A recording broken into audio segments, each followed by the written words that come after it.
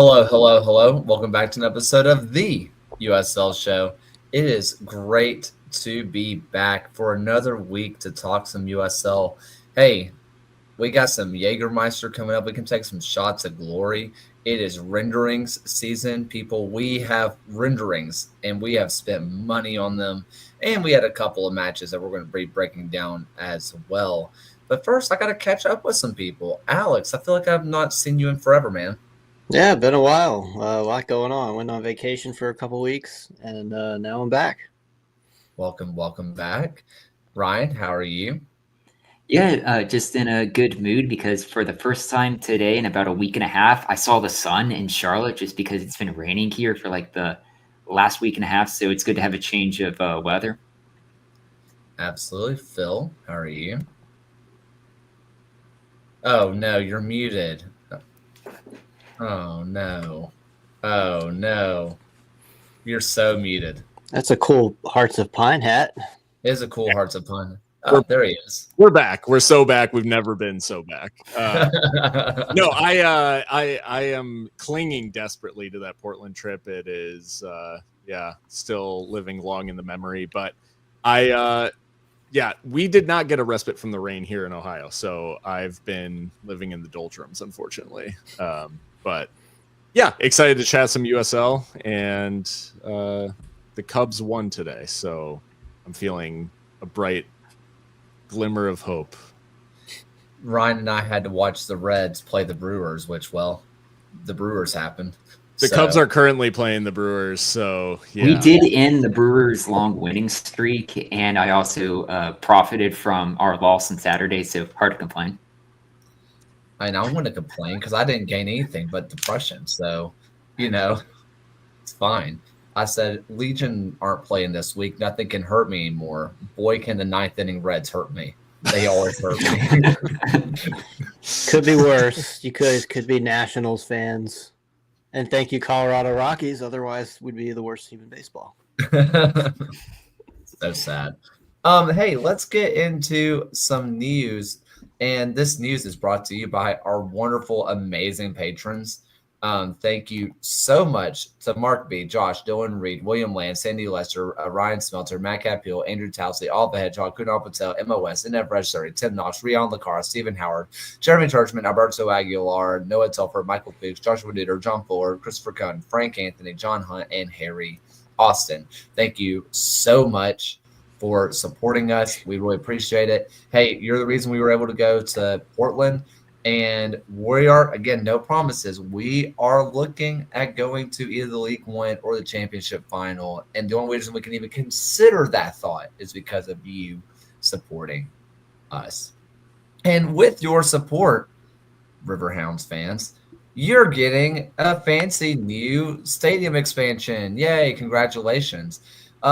Really cool videos or pictures coming out of the new stadium that's going to be expanding up to, I do believe, 15,000 seats. Just unbelievable what we are looking at in Pittsburgh. I love the vibes of this. It's like if someone went to Craven Cottage and was like, hey, what if this was built in 2025? And what if we took the coolest parts of PNC and also put that in with the little tiered rotunda, whatever that is in the corners. This is like brilliant in terms of modern design, meets historic, and the riverfront. I don't know. Like if it ends up looking anything like this, it will be a huge W for Pittsburgh. Yeah, and it's great that they're keeping this amazing view. Yeah, the archway is kind of overlooking where the river is, kind of on that walkway. Kind of reminds me of the right field in, I guess, what's now Oracle Park for where the San Francisco Giants play, how they have that kind of look over into the cove that's right next to the stadium. But if the stands are as steep as you're seeing right now, and honestly, the big win is that it's going to be covered seating, like just having a roof within the summer is another really big feel to it. And then even that curved ramp in the corners is another really cool design. It reminds me of the San Siro in Italy as well. So this is just turning out to be a really well done just stadium rendering from what we're seeing. Yeah, I guess for me, there's a couple of key points, and I'm going to see if I can zoom in here. It looks like we're keeping the train track, Keeping the train. like we gotta have it, right? Like it's part of it. I mean, that in Detroit is kind of, I don't want to say half the reason you watch the matches, but it kind of is half the reason you watch the matches when it's the train going by. And I don't know. I think that's really exciting. It does just feel very Pittsburgh. I mean, you kind of mentioned you get the PNC Park vibe. You get the good side of this. The everything that you want out of the stadium, you're kind of getting it. I don't know. I'm loving it. Also, you kind of have this open side thing that Louisville City did, so you can see their skyline. But when Louisville City did that, they made it so you look directly into the sun. This is already the way that Highmark Stadium looks. So they're not having to change anything like that. They're not having to deal with the downsides of looking at the river. They just get to have that. It's awesome. The only thing that I would say is not having any stands on that side is it does take away a little bit if a bulk of the crowd is sitting under the camera, if that makes sense. Like just showing that people are in the stadium. But I do know that Pittsburgh always brings it, and the crowd noise is always there. So no one's going to be confused that people are present in the stadium. But that one, like, that is the one thing where I'm thinking, like, the camera's just constantly pointed at the river and not at people. But that was my only thought. Isn't Rhode Island the same way, if I'm remembering off the top of my head? Yeah. So how it backs up into the river, yes. So, I mean, still very cool. The other stadium, they broke ground, which means it's actually happening, right? It's actually happening. Sacramento is getting their stadium. And I'm enjoying at least what the rendering looks like. So good for them. I mean, I think the bigger part of this is Sacramento has been drugged through the mud on the stadium is coming for, 10 years now? The fact that they at least put a shovel in the ground has to be cathartic for Republic fans. Yeah, I mean, if ever a team has deserved their own facility, Sac Republic is right up there with the Louisvilles and those folks who have gotten that reward. I think this is awesome for Sacramento. They've continued to stick around even despite the sort of ups and downs of thinking they're going to MLS and that not getting that. So yeah, I know that whatever it ends up looking like, it'll be full. And that's the cool thing for Sacramento. So shout out to the Republic and glad that they actually got the work underway now. And even seeing just the renderings here, I like how you have basically a single tier stand on all four sides. I think it's very kind of just English looking in that sake. And like just from what we see within this design, they arguably will have a nicer stadium than like multiple college football FBS grounds of the G6 level, in my opinion. That this is just another really strong showing from a fan base that has desperately needed their own ground, their own support, and they're going to be getting a really good venue. No one's had the guts to ask, so I'm going to. Can the Athletics play there or what? They'll ask. I mean, MLB expansion to Sacramento Republic's stadium? No? I mean, radical realignment? Would it be the Athletics if they didn't have another field on top of a baseball diamond? I mean, we had it with Oakland, with the Raiders and Athletics anyway, right? The infield dirt in the middle of the Raiders game. And that was kind of peak NFL for me. If we could have, Roro doing a slide tackle on somebody on the infield, I mean, it'd be pretty legendary. Don't even have grass. Just get full on dirt. Just playing on dirt like it's backyard soccer. If only there was a Western Conference team or two that plays on a current baseball diamond as well to fulfill this dream. Never. Yeah, if only. Yeah, New Mexico, El Paso. Hey, listen, you know what you must do, but I don't know if you have the strength. You know, like we got to have a full Kylo moment and just rip the Band-Aid. Do it. Yeah. Oh, I guess or Tulsa too. That we have so many teams that could do this. Hey, if Tulsa hosts a USL championship final, they could put it on for everybody to see. The dirt is back. I'm waiting for the time that the league straight up denies somebody hosting the final because they're on a baseball field. It's gonna happen. Like within the next couple of years, it will happen. I mean, we haven't had it for a long time now. I think our last baseball hosting was Louisville when Didier Drogba ended his career. Is that the last time we had a baseball field host? I think it was the previous one in 2017 when they played Sporting Kansas City too, because that Didier Drogba was at University of Louisville's soccer stadium. Gotcha. Okay.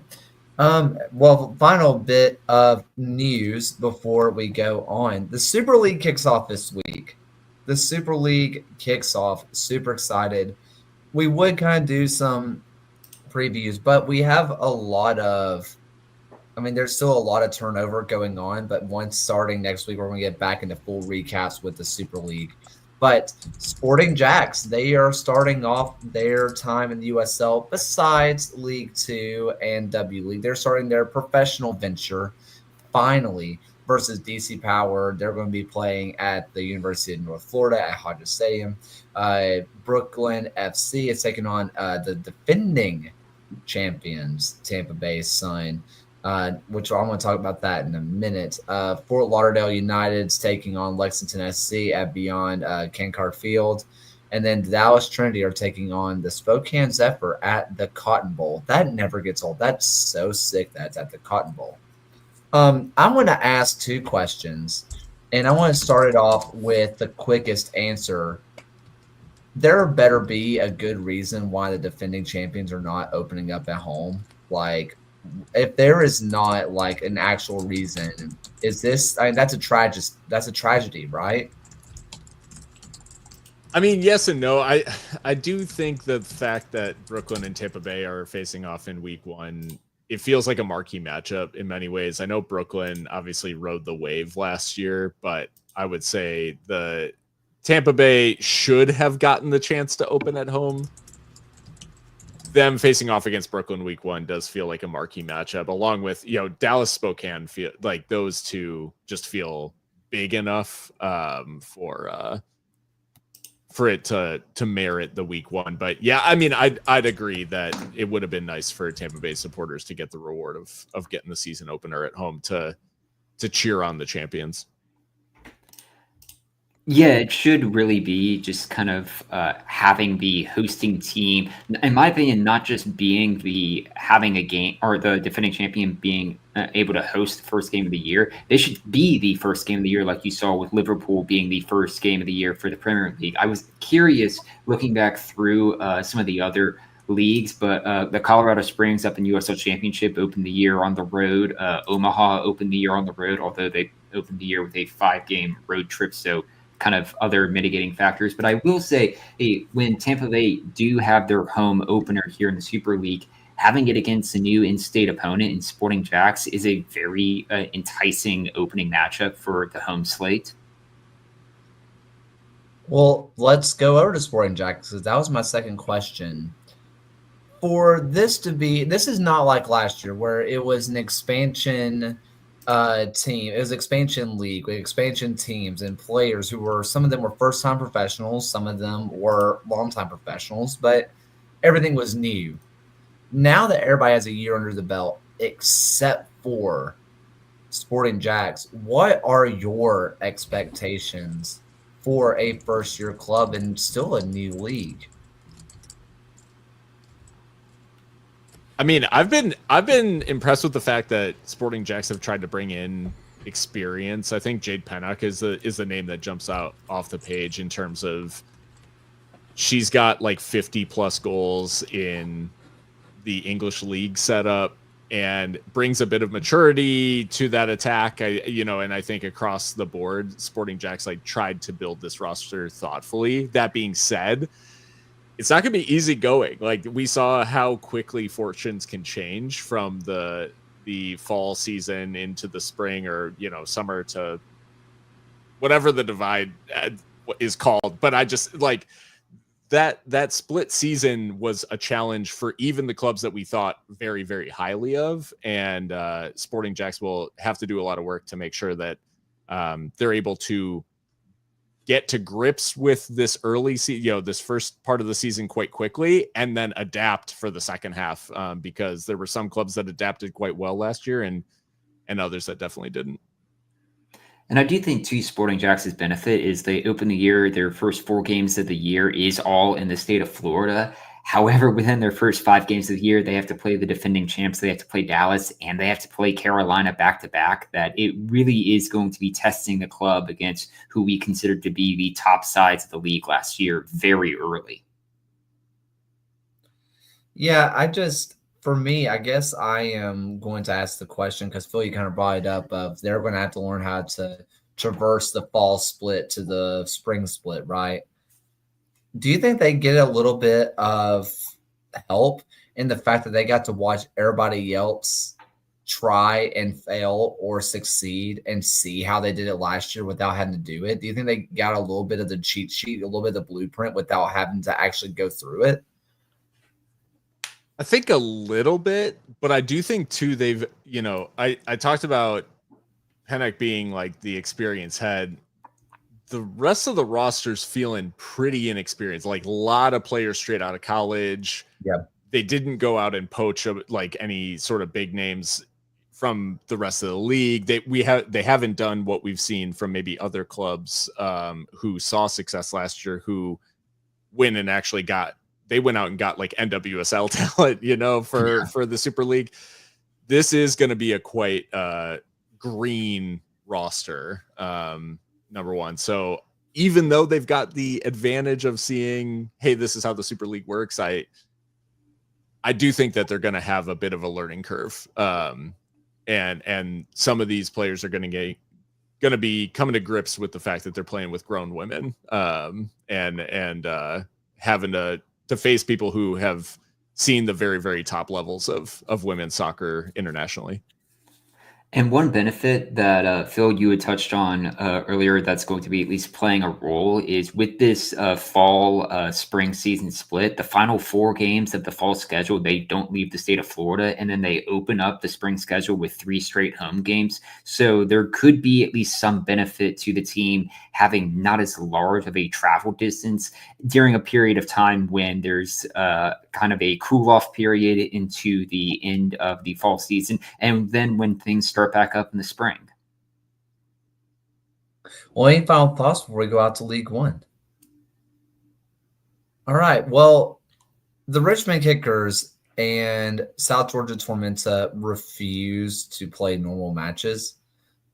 This one did not have as many goals as the season opener did this year, but there were still 5 to be had, and it was a fun one. I mean, Tormenta get the scoring started with Tunbridge to open it up, kind of like the earlier this year, except this one was a penalty. Then you end up getting 2 goals early on for Tormenta. You get 1 back, 2 back for Richmond. It's tied up. Terzaghi assists Espinal, and you have to think that's it. And you feels like there's magic out in Richmond, but hey, McKeever's side finds a way to get 3 points away from home. Listen, this South Georgia team, they seem to be finding a little bit of magic with Ian Cameron stepping down. But Alex, I'm going to ask you, is this McKeever getting something out of this team that we've been wanting more from? Or is this a little bit, frankly, a little bit of Richmond's a little down and out right now? I think it's the former. McKeever has obviously unlocked something. it's kind of surprising because McKeever was not known for explosive offenses when he was at Knoxville at all. They were one of the lowest scoring teams in the league for the last while he was there. So yeah, it was his second match. Maybe they're still on a new coach bounce. They've scored 3 goals in the last 2 matches, 6 goals total, which is the first time this entire season they've scored 3 goals in a regular season or Jaeger Cup match, and they've done it twice in the last under McKeever. McKeever was a controversial choice.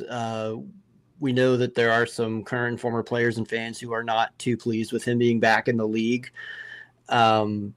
Tormenta owner told our friend Luke Martin at the Statesboro Herald that he weighed the situation against whether or not he felt McKeever had changed and learned his lesson. That is what it is.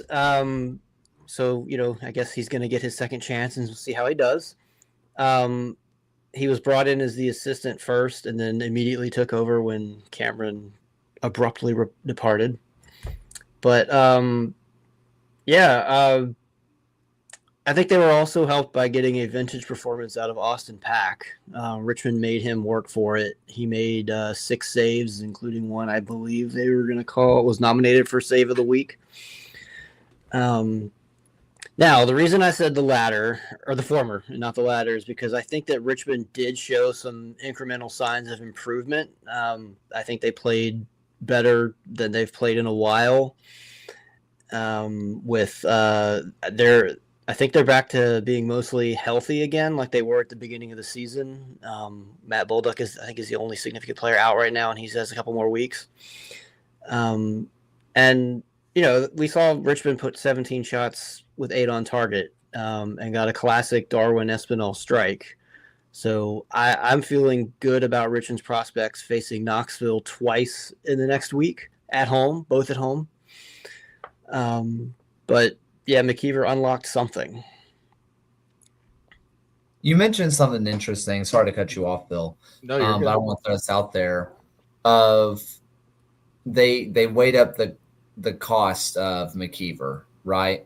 And I do think there is a little context here of back in 2018, the Mississippi Bria and South Georgia Tormenta 2 played in the same division as each other. In fact, that was back in 2018 where McKeever, I think that was his second to last season with the Bria. And they were the only team that came with anywhere close with competing with Tormenta that year. That Tormenta team was really good, really, really good. And so you can't help but wonder if they kind of remember the battles, yes, back in 18, but still they saw them up close and personal. And you say, well, he's done it at every level. And not only has he done it at every level, they've done it against us, with us. We know what he can be at his absolute best. Also, I just want to throw out the names of the teams that were in the division. South Georgia Tormenta 2, the Mississippi Bria, South Carolina United, they're still around. Mm-hmm. The Birmingham Hammers, you now know them as Birmingham Legion FC. The Tri-City Otters, because why not? Peachtree City MOBA, what is a MOBA? And Memphis City FC. They were a force FC. for a little while. Yeah. And Memphis City FC, which you now know as, rest in peace, the area code 901 FC. Interesting names that were in that 2018 PDL season. Just thought that out. And I'm sure McKeever was he had been on the radar for a while with Tormenta. He was a known, someone who was known. And the other assistant that is at Tormenta now, Jordan Bell, also played. He was his goalkeeper. Back in 2018. Yep. So there's plenty of connections there. I guess he's been out a year. Gets another shot. Make up your own minds there. I just wanted to say about this game, like Richmond Tormenta, is that vibes wise, I thought Richmond were the better side. Like over the course of the 90, it felt like Richmond had the better of things. And there was something about this Tormenta side which maybe seized on the opportunities when what we've been talking about recently with Ian Cameron's Tormenta was not taking their chances when they came and not sort of seizing the moment. And it is a very opportunistic, like this third goal that ends up winning them the game is just like getting the ball into decent areas and having a couple bounces go your way. That's really all it comes down to. There wasn't really a whole lot in it. So I think there's a little bit of, they got some good bounces, maybe a new manager, bounce, no pun intended, but I think kickers, all in all, I don't think you can be too, I don't know, maybe over-index on this game, because ultimately it was a game that Richmond probably deserved something out of, and Tormenta found that little bit of magic at the end. Yeah, and Richmond has a lot of players returning to injury. They're returning from injury. They still seem to be working out those final kinks. Which, if I were Richmond, I'd be feeling good about this week after that performance. And especially so with outside of Texoma, who's currently in 8th, down to current last of the division or last of the league right now. That's just 5 points separating the team in 8th and the team who's bottom of the league right now. So the playoff picture is still very much wide open. Yeah, I mean, John and I talked about it last week of who do we think can fill in what feels like 2 final spots in the playoff picture. We have really 4 teams compete, or even more than that. I mean, 4 to 5 teams competing for 2 spots. We could get, what was that? What year was that when Tormenta was? Was that 2021? Where Tormenta could have finished that final day, that decision day, second or out of the playoffs altogether.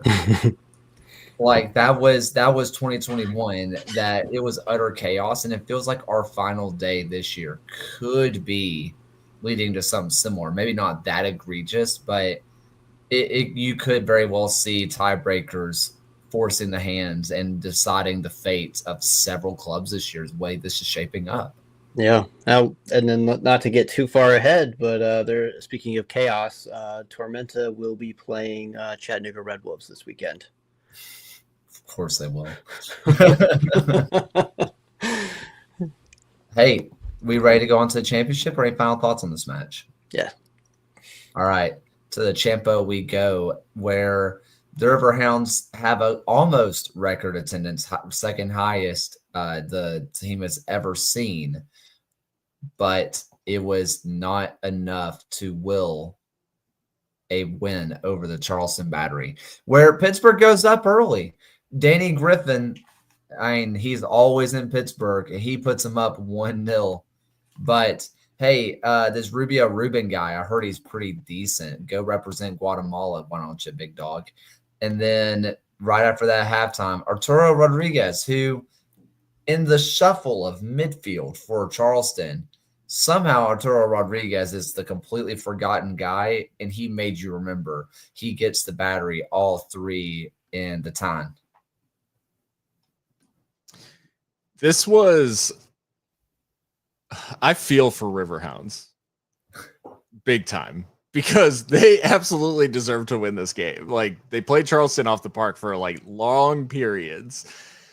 I think their XG ends up somewhere in the like 2 and change. They should have, 2 XG to 0.7 for Charleston, which holding Charleston below 1 should be considered a feat with the way that they've been playing this year.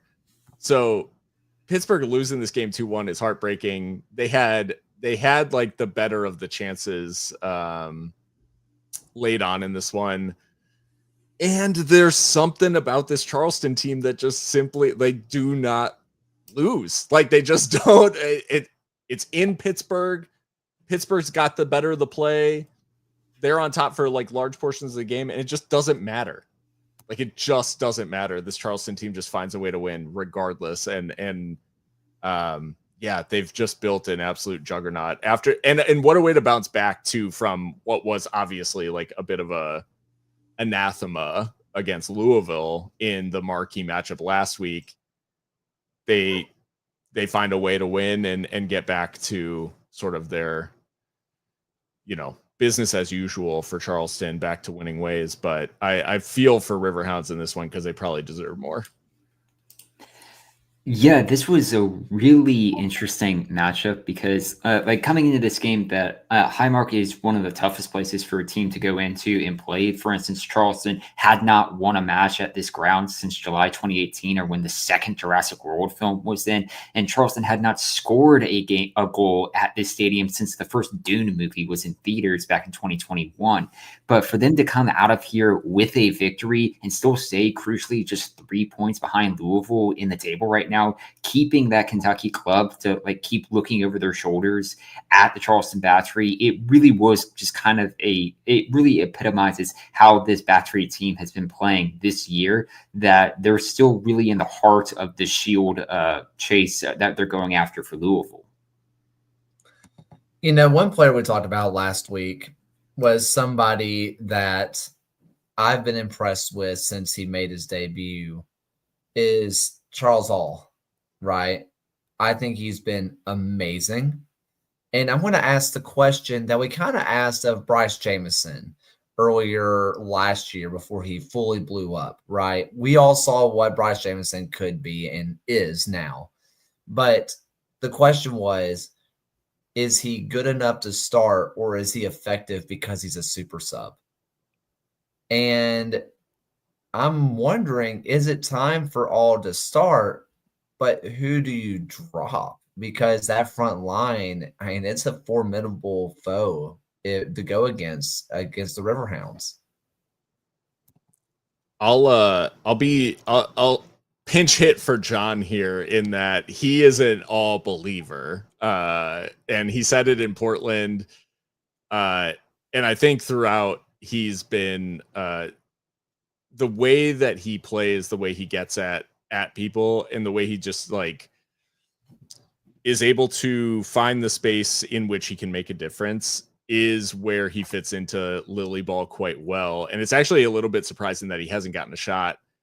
I think there could be a case made that he actually plays in a fullback position, rather than as part of the forward line necessarily. And I think that's where he got deployed against Hearts when he did start. I believe so. I think he played on that left fullback, in that left fullback position. And I would say that that's probably the formula. That being said, I mean, Pittsburgh obviously have some. Lily's got his guys, and forcing your way into that is easier said than done, we'll say. And to all his credit, he has started 5 times already for Lily in his 12 appearances on the year. So it's about half the time. Also, just to kind of go back to Charleston really fast before we start breaking down the Jägermeister. For people who didn't watch the match, I'm just going to read you the people who started. MD Meyer, Arturo Rodriguez, Rubio Rubin, Jeremy Kelly, Aaron Malloy, Emilio Yacaza. That is your entire midfield and striker, which means people like Cal Jennings, Chris Allen, Nathan Dos Santos, Husu Landry, all are coming off the bench. I want to throw up. That's crazy. That's crazy. That's I mean, every single name you said would have been all league selection last year, or the year prior. Yeah. The only one that maybe Chris Allen was amazing last year. Nate DeSantos might be your odd man out, and he starts for almost every other club in the league. Absolutely. And I mean, wasn't he, because he was part of the Riverhounds team that won the Player Shield, right? 2 years ago, or 3 years. How long ago was that? He was there Not last year, 2 years ago. Yeah. Yeah, so when they won the Players Shield with like Jamali Yeah. Wade, etc. Yeah, I mean, it's insane. It's crazy what they've put together out there in Charleston. Before we go to the Jägermeister ones, I do have at least a Charleston Battery question to post to the group. They have 10 games left on the regular season. Some of the opponents they have at least ahead of them that are like notable ones. Loudoun's obviously the next one, but then you have El Paso, Orange County, and Sacramento as their cross-country road trip. Over under, how many losses does Charleston have left on the year? I'm going to set it at 1.5. Losses left. Is this to stay in contention or just total? Just how many losses between now and the end of the regular season in these final 10 games do you think the Battery might have at that time? Over under 1.5. Can you run through the names one more time? I'll just run through the schedule of the 10. So Loudoun at home, Yep. Rhode Island on the road, Indy 11 and Oakland both at home, West Coast trip of El Paso, Orange County, Sacramento all on the road, and then a 3-game homestand of Colorado Springs, Detroit, and Birmingham to end the year. The only question mark is that West Coast trip, in my opinion. Yeah. It's just the travel. And it has nothing to do with the fact that I think El Paso are, capable of taking points off them or something like that. I think the travel is the only question mark. I will say this. I think 1.5 is perfect of a line because I'm circling Sacramento away as a plausible loss, end of the West Coast trip, really good team. And I'm circling, and I'm not doing this because it's my team. I am circling the final Legion game because if the Players Shield is not to play for, will they rest the players? That's it. That's the only reason I circle those two. I want to go with the under. I think there's one loss left. I think that Sacramento might be their only loss or somewhere else, but that's the one I have circled. Maybe the Oakland at home because this Oakland team is really good defensively, could cause some frustrations, but that feels more like a draw than a loss. So I don't know. That's a really good line. That's pretty torn. So I don't know. I do have one last championship thought before we move Sure. on to the Jägermeister as well. Is I just want to give flowers to Christian Sordo, and not just because he did it for El Paso, but Christian Sordo has obviously gone through a bit of he's been through the ringer a little bit since he left Miami, and going to OC never really clicked. It just never really worked out there. Obviously, Loudoun barely saw the field, just wasn't playing, and he's 25 years old. Like, right? He's not. I think there was a lot of maybe sentiment that he's been around the league for a long time, and it's like, he's just maybe washed, he's maybe finished, whatever.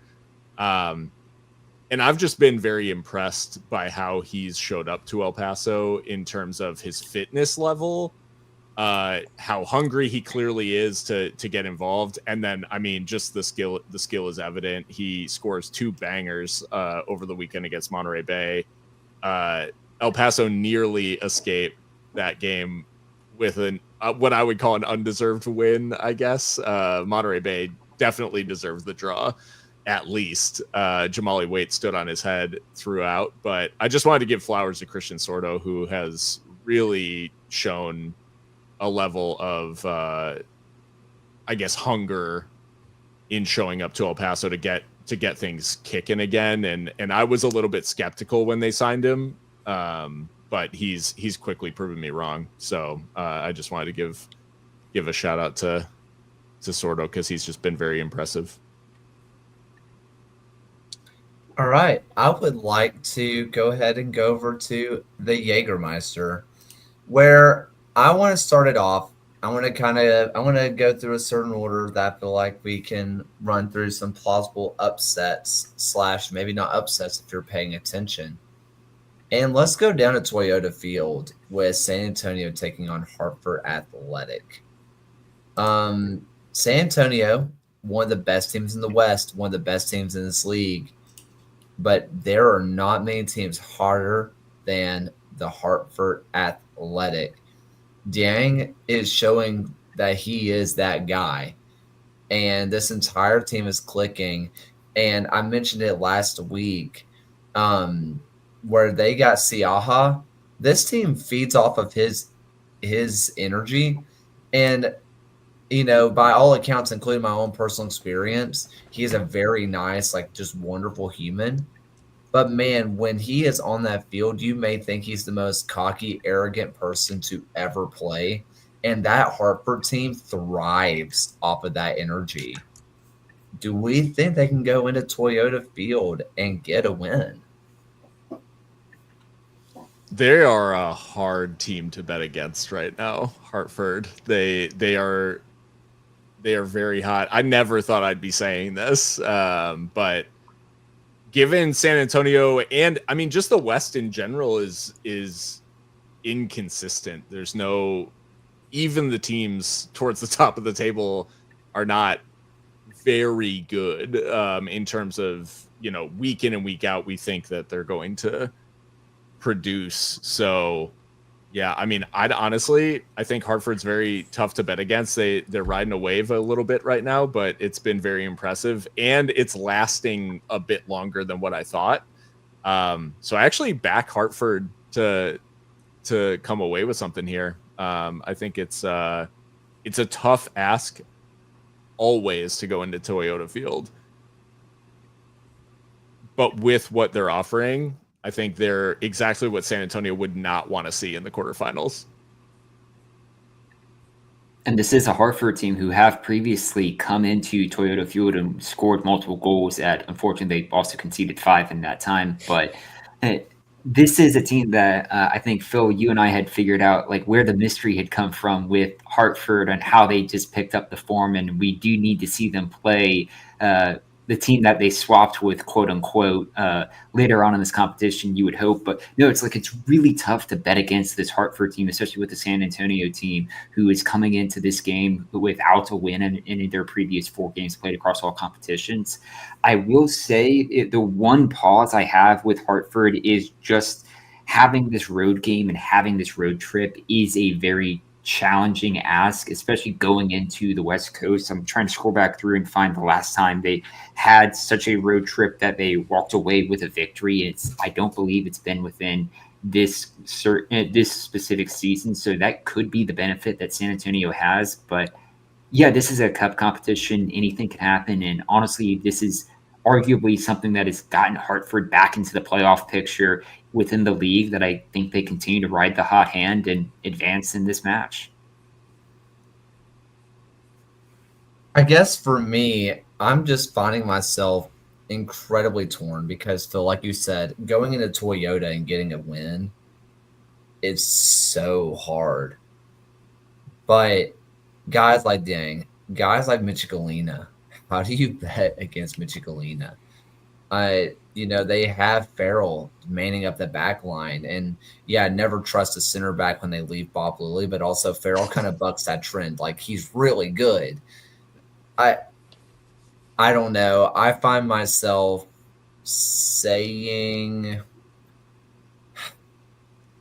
I trust in Hartford more, but I do think that Toyota Field is just a tough place to go. And I do think that this San Antonio team on their day can beat anybody in this league. And I do think it's going to be their day tomorrow. So I'm going to take San Antonio. Yeah, Your prediction, Alex? I'm going to take San Antonio at home as well. I think they're going to be looking to bounce back after a home loss to Lexington last week. Yeah, I'm going to say San Antonio. All right. Next up, I want to go up to Segra Field where, hey, maybe Ladd's protocol is out because Ordonez may be that guy. Ordonez may just be that guy. And they're going to be taking on a really good Sacramento team, but Loudon have the home advantage. What do we say? Sacramento's on a hot streak right now. That's the thing that's got me confused here. Is this? I mean, it's not dissimilar to the San Antonio Hartford matchup in that San Antonio's been super inconsistent. Hartford has been. Loudon has obviously been down. They get a big win to sort of bounce back over the weekend in dramatic circumstances against an Indy team that's been questionable all year. Sacramento is very, very serious. The cross-country travel is the only thing that has me even thinking that they don't have this locked down. But I don't know. I think I've got to back the lads, as they say, and I think Sacramento Republic come away with the win because they've just, like Alex said, like they are the hot hand, and I think the reality for Loudon is they are too vulnerable defensively, and against a team like Sacramento, you can't concede 2 or 3 goals and be fine, and just hope to outscore. Like you're going to get blown away if you try to do that against Sacramento. Yeah, I mean, Sacramento is just 1 defeat in their last 9 games played. They've been shut out just twice in that time. I will say the last time they did make a trip to an Eastern Conference team was Kaler's Birmingham Legion beating Sacramento 1-0 in that match. So the travel could very well play a factor here, but yeah, I really think Sacramento is arguably still the favorite of the 8 teams left to go in this competition. And if the player shield is already kind of out of reach right now, they might really want to be the team to say, out of both the USL Championship and League One, to say, we were the first side to have a hand on a trophy this season. So I'm backing Sacramento to advance. Alex, what say you? I'm going to be paying attention to the Greenville versus Indy match that's going on at the same time. But if Greenville wasn't there, I would say this would be the must-watch match. This is going to be a close one. These are 2 fairly evenly matched sides. I'm going to say Loudon is. I think they're going to be going all in on this. This is like they may not win the league title this year, but I think they have a really good shot of winning this tournament. So I'm gonna pick Loudon at home as well. I am going to go Loudon for 2 reasons. Phil, I hear you what you had to say about the defense, but Hugo Faru back there somewhere. He is. He's always back there. Like when they're in on goal, Hugo's gonna be there. Like he is, and he's just so good at shot stopping. He's good at 1-on-1. And can you name me a player that's more magical than Abukora in this league? I mean, you mentioned, Phil, maybe you don't need to score 2 or 3, but if Farouk can stand on his head for 1 day and Abukora can get a brace, we've seen that. How many times have we watched that match this year for Loudon? Abukora gets a brace, Hugo Farouk saved. Somehow he saved like 12 shots, and that's just Loudon. I think we've seen that song and dance 12 different times, at least. I think I'm going to go Loudon. I'm just going to believe in a little bit of magic at Segra. So Magic at Segra. Why not? The brand new sentence just dropped. I don't know why the stuff we say in USL like casually is so funny to me. But it's real. It's real. At least this year. It used to not be. I don't know if after the Athletic article you would call it Magic at Segra. I think it's magical that they're still at Segra, but we're not going to talk about it. Anyway. Maybe it's magic now. It's magic now. Let's end with the championship here in what has to be the most disappointing matchup I think you could get. But that's the power of Jaeger, baby. The magic of the cup. That is the magic of the shot glass. Like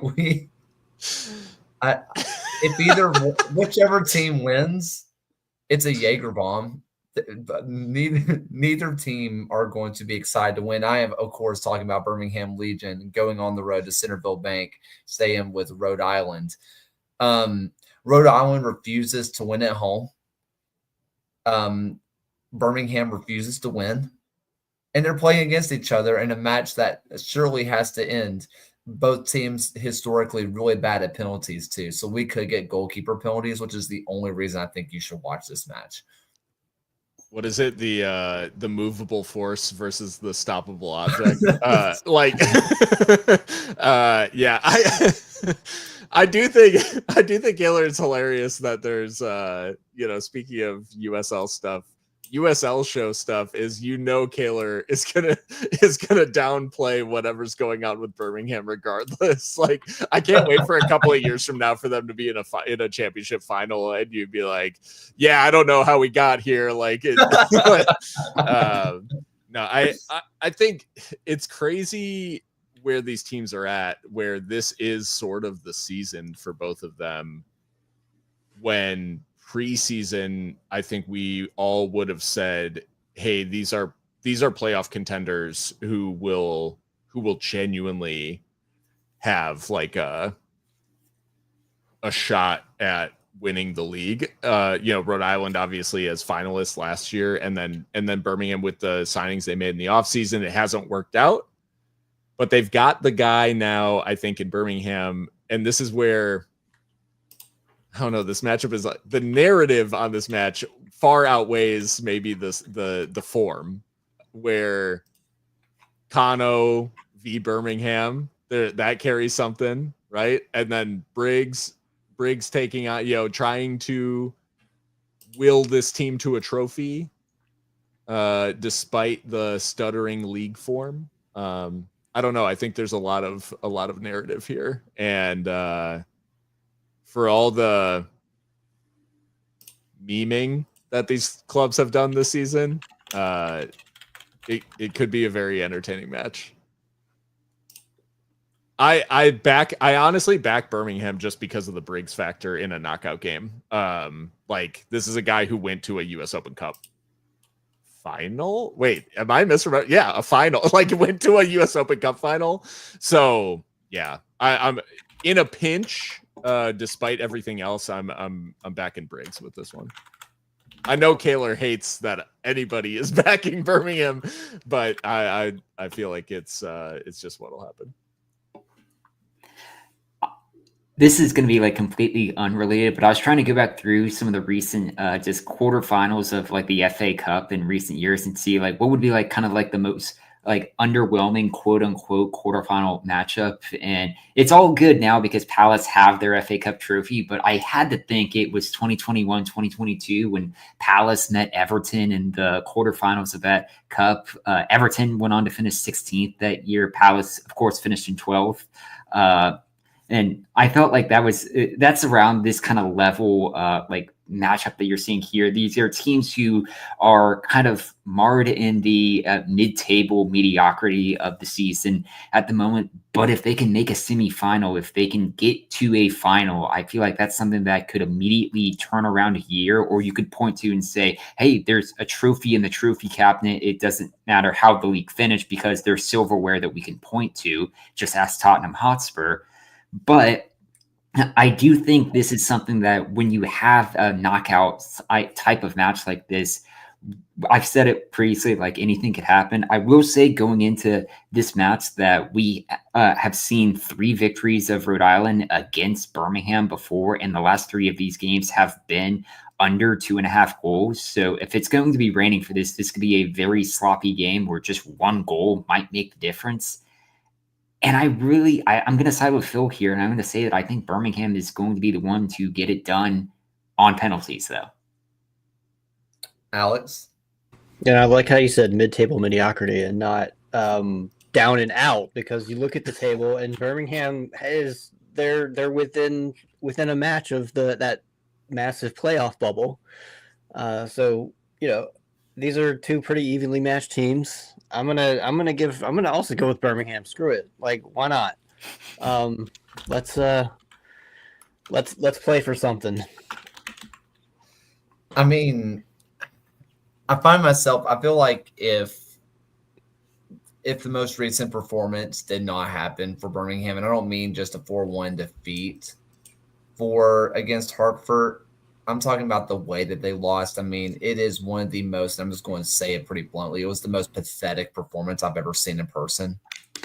I mean, it was like players quit playing after 15 minutes. It was sad. And if I was coming off a matchup that wasn't that, I'd maybe be a little bit higher. But there's also the side of it where Birmingham has shown that they really care about this performance. They care about this competition. I mean, they beat FC Tulsa. I mean, that's a huge deal, right? Like they go away from home and beat FC Tulsa, a really good FC Tulsa team, as we now know. You know, they were able to go toe to toe with Indy 11, and they lose on penalties, unfortunately. But they've been able to put together good performance in this competition. It feels like if Legion are going to get their first ever victory versus Rhode Island and Conno Smith, this feels like it has to be the time. I just don't know who's even going to start in this match. Briggs said that there might be massive shakeups, but do you really do massive shakeups in a cup competition? I don't know. I'm going to go Rhode Island purely because I'm really not even sure what the starting 11 for Birmingham's going to be. I feel like I pretty much know what I'm going to be getting out of Rhode Island. Defensively, they're going to be strong. That the Rhode Island team is going to be really strong. If they can get one goal past Birmingham, Birmingham hasn't shown that they can get one goal back yet. So I'm going to go Rhode Island. So let's go with our final match where the Greenville Triumph should have been hosting the Indy 11, but Furman football says no and forces the Triumph to go out to Indy 11. And I'm going to throw it out there. I'm going to give my opinions out there. When you look at the form of both clubs, when you look at how both teams are set up to succeed, I have Greenville Triumph as the favorite coming into this match. I would put them as a slight favorite as well. Despite some travel difficulties, they are going from AV Alta to Indianapolis and then back home this weekend. So it's going to be a busy stretch. Both of these teams are fairly inconsistent in the regular season, bouncing in and out of the playoff bubble. And Indy is, what are they, on a 3 or 4 match losing streak right now, where Greenville has not lost since a match before they beat Naples in the final Jaeger Cup group stage match. I don't know, obviously I'm cheering for Greenville. They're my only hope with as a League One fan. And both of these teams have kind of dominated in the tournament. Indy beat Madison, Knoxville, and Tulsa, drew with Birmingham. Greenville started slow, lost to Tormenta, but then beat Charleston away, which was just mind-blowing, and then beat Miami, and then avoided that trap match against an already eliminated Naples. The wild card with Greenville is while they should have Connor Evans available, and he's one of the best playmakers in the league right now, and is possibly, I would say he's on track to be moving up a league. Leo Castro is out week to week. He's the leading goal scorer. Ropapa Mensah should get the start. He had a slow start to the season. I think he just scored his first goal last week to equalize against AV Alta. So with all that taken into account, I think I'm going to actually say Indy 11 takes this one because I know if I say Greenville, they're going to lose. So I'm going to say Indy 11 is going to take this one. I'm rooting for fun. Give me Greenville in the semis. This Indy team, like Nicholas is saying in the chat, like I don't understand. I not only do I not understand them, I don't get the point of them at the moment. So I say, give me Greenville in the semis. Give me something interesting. Give me League One, and I'm selling Indy right now, which I'm sure will mean we're here next week talking about them being in the semis. But yeah, give me Greenville.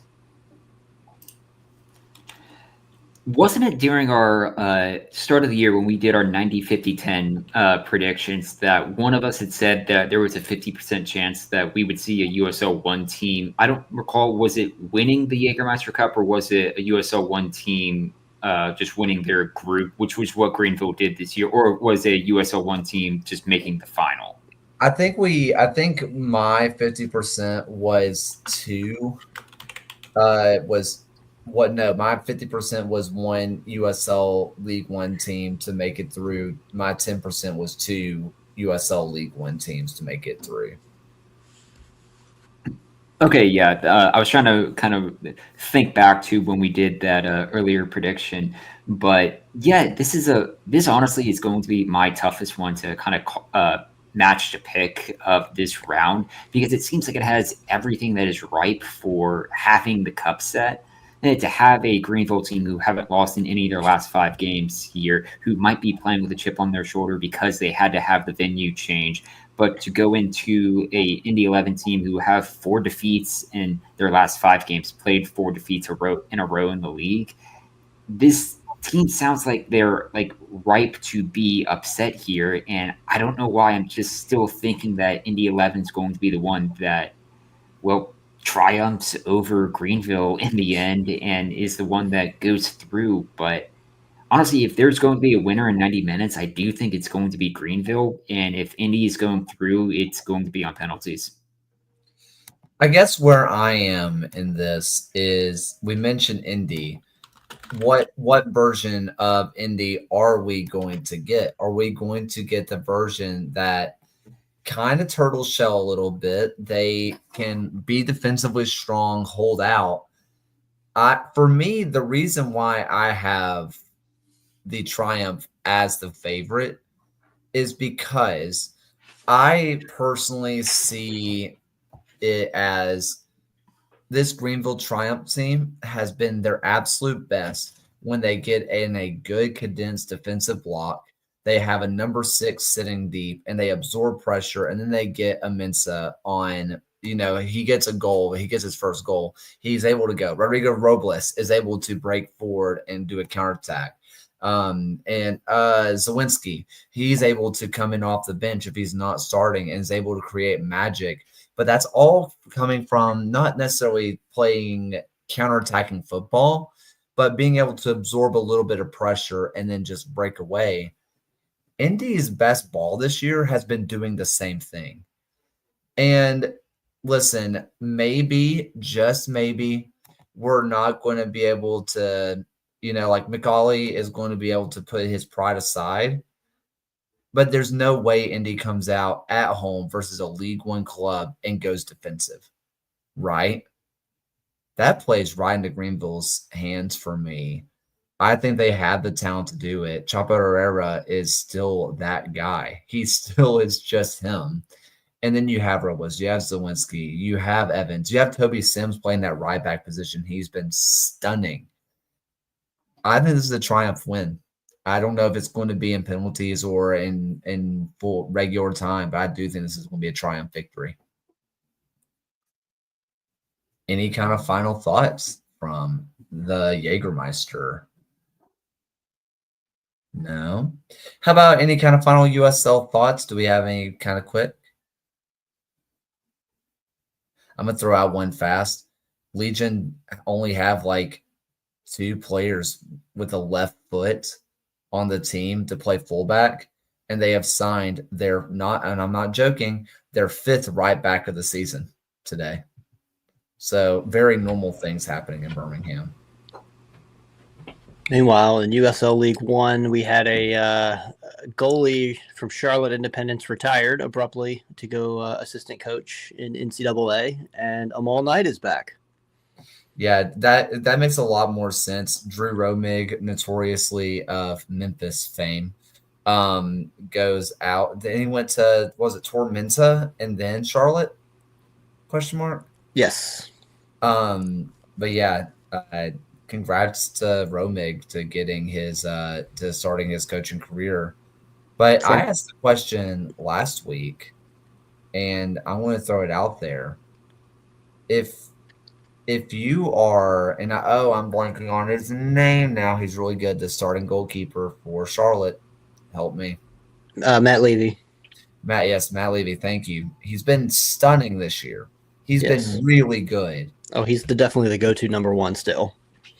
But their the match before this, the very first game that Amal Knight comes in, he ships 5 because of bad defense, not his fault. Does that not creep into his mind just a little bit? Levy seems pretty stone cold. Fair enough.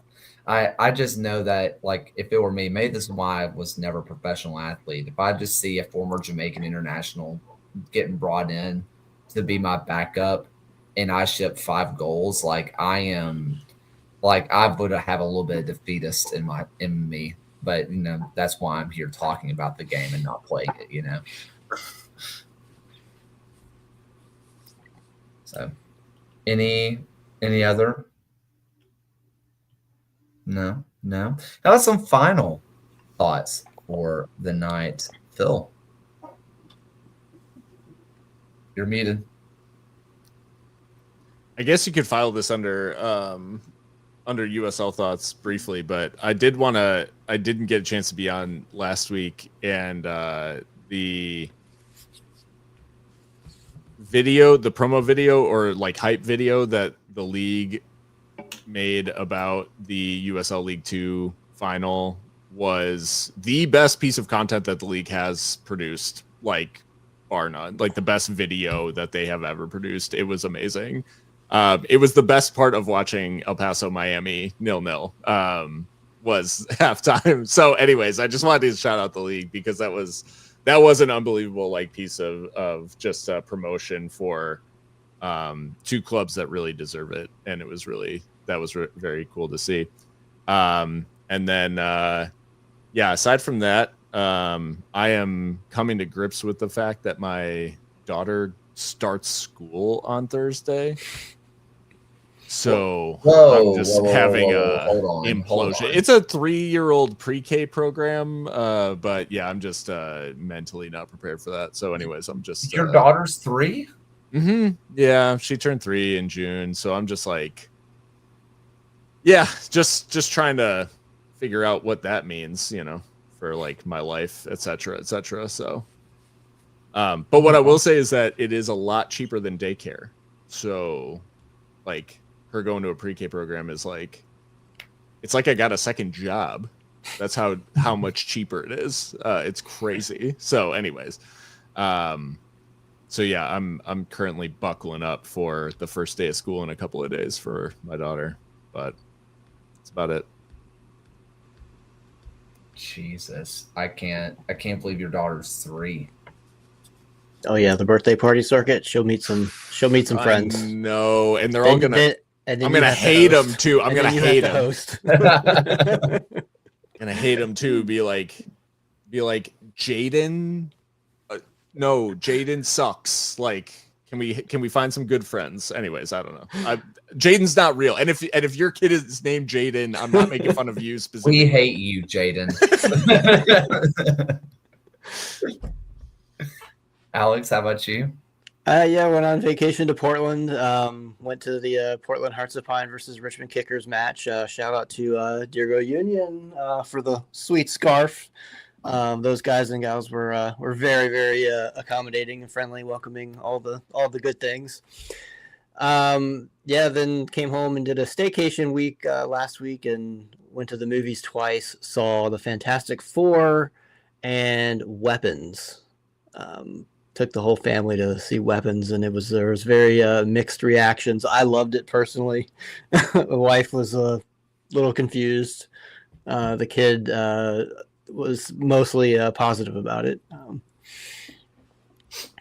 But it was a nice Julia Garner marathon we had to Very overlap. Very fun. Let's see, Ryan.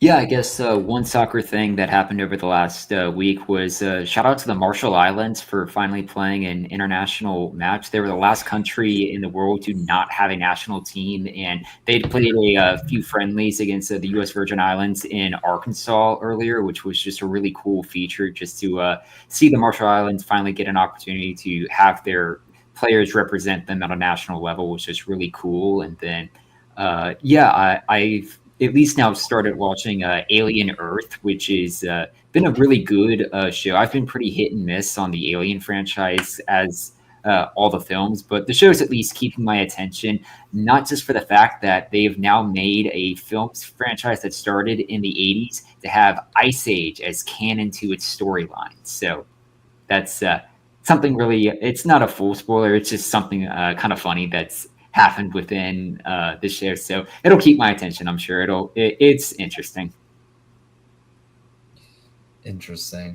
Very interesting. I'm trying to think of anything that's going on.